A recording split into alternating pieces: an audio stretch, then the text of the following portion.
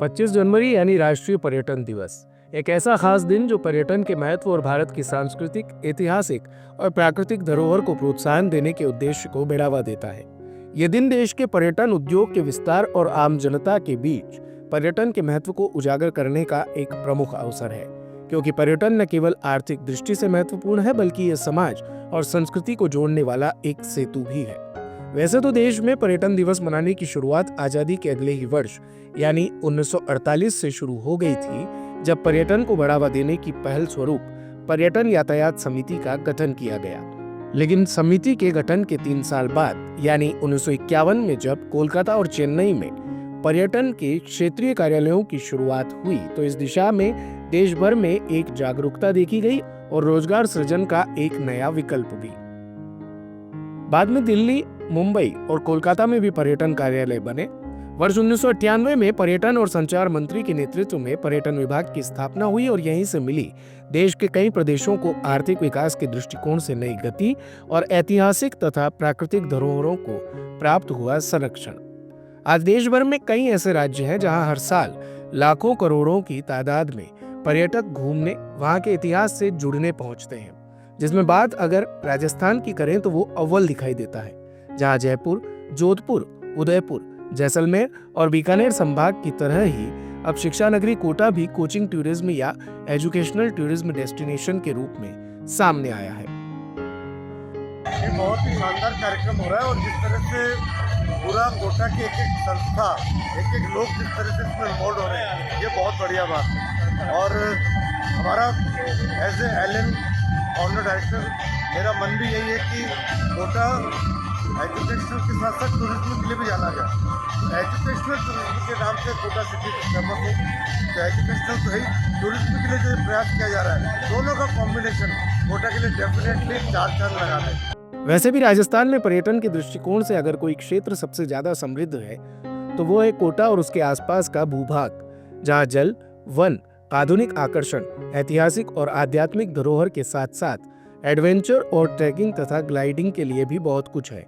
और जिस तरह से हाल ही में कोटा महोत्सव का आयोजन हुआ, उसके बाद तो कोटा एक नए और अनोखे टूरिज्म डेस्टिनेशन के रूप में उभरा है। सिर्फ चंबल रिवर फ्रंट और सिटी पार्क को देखने के लिए हर दिन देश के कोने कोने से लोग यहाँ हजारों की तादाद में पहुंच रहे हैं। आगामी दिनों में कोटा के भीतर प्रदेश के सबसे बड़े ट्रेवल मार्ट की भी रूपरेखा तैयार की जा रही है। देश प्रदेश के टूरिज्म फेयर्स में हाड़ौती टूरिज्म के बारे में जानने को मिल रहा है।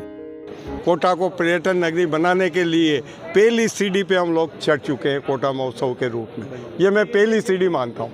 अब इसका मुहिम चालू हो गई है। अब हम लोग सब मिलकर हमारे ओम बिरला जी की प्रेरणा से, उनके हमारे लोकसभा अध्यक्ष की प्रेरणा से और राज्य सरकार जो दिव्या कुमारी जी आज जिस तरह से हमारी जो महत्वपूर्ण मांग थी, हमारी सबसे बड़ी मांग थी कि कोटा में ट्रेवल मार्ट आयोजन की घोषणा हो, वो घोषणा वो कर गई है। और वो घोषणा ऐसी है जो हमारे पर्यटन के लिए हम इंफ्रास्ट्रक्चर खड़ा करेंगे, पर्यटन का माहौल बनाएंगे, प्रचार प्रसार करेंगे और हम हाड़ौती को पर्यटन के मानचित्र पर पूरे देश प्रदेश, जो हम सब लोगों का संकल्प है, हम लोग सब लोगों की इच्छा है कि हम हाड़ौती को पर्यटन के मानचित्र पर विश्व पटल पर लाकर रहेंगे।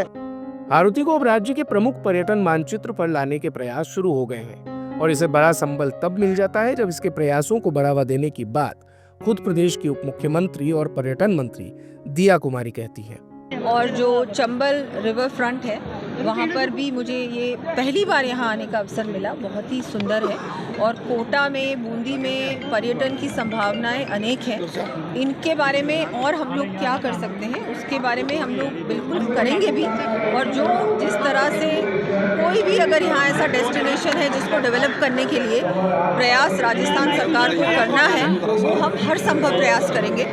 यहाँ पर सब कुछ है, यहाँ पर वाइल्ड लाइफ टूरिज्म है, यहाँ पर स्पिरिचुअल टूरिज्म है, हेरिटेज की बहुत सारी प्रॉपर्टीज़ हैं, यहाँ पर ये बहुत सुंदर रिवर फ्रंट है, रिवर क्रूजेज भी शुरू होने वाली हैं, तो यहाँ पर सब कुछ है। अब इसके बारे में और अच्छी तरह से प्रचार प्रसार करना, इसको ग्लोबल स्तर पर इसकी कोटा बूंदी की मार्केटिंग करने की भी आवश्यकता है, जो कि हम लोग करेंगे। यहाँ भी कोटा फेस्टिवल को भी एक कैलेंडर में इंक्लूड करने की बात आई, वो भी करेंगे। और यहाँ पर जो हमारा ट्रैवल मार्ट होता है हर बार जयपुर में होता है, उसके बारे में भी आज एक बात सामने आई कि हम लोगों को अलग अलग हमारे संभाग मुख्यालयों पर तो अगर ये ट्रैवल मार्ट्स होंगे तो ज़्यादा से ज़्यादा जितने ट्रैवल एजेंट्स हैं, टूर ऑपरेटर्स हैं, वो ट्रैवल मार्ट के द्वारा ट्रैवल मार्ट के समय जो सिर्फ जयपुर आते हैं, वो सिर्फ जयपुर ही नहीं, वो इन सब अलग अलग क्षेत्रों में भी जाएंगे। तो जब वो वहाँ जाएंगे तो उसके बारे में और जानकारी उनको मिलेगी और अलग अलग क्षेत्रों का प्रचार प्रसार अपने आप होगा। ऐतिहासिक धरोहरों, आधुनिक शैली और एडवेंचर से भरपूर हाड़ौती में प्राकृतिक संपदा का अपना महत्व है। आने वाले समय में ग्रीनफील्ड हवाई अड्डे की स्थापना पर्यटन क्षेत्र को नई दिशा प्रदान करेगी, जिसके लिए साल 2025 बेहद महत्वपूर्ण है।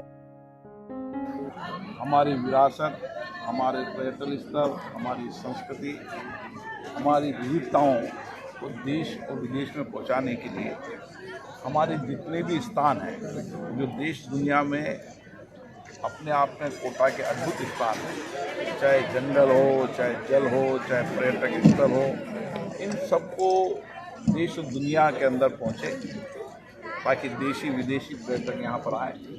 इसके लिए कोटा महोत्सव एक प्रयास किया है ताकि जो कोटा से रहने वाले, हाड़ौती से रहने वाले देश और दुनिया में वह भी अपनी विरासत से जुड़े रहें। इस महोत्सव के माध्यम से वो यहाँ पर आएँ और किस तरीके से हम हमारी विरासत, कला, संस्कृति, आध्यात्म और हमारे पर्यटक स्थल को देश विदेश में पहुँचा सकते हैं ताकि आने वाले समय में हम एक पर्यटन क्षेत्र के रूप में हाड़ौती को डेवलप करें। 2025 निश्चित रूप से कास्ट रहने वाला है। 2025 में एयरपोर्ट का काम शुरू हो जाएगा।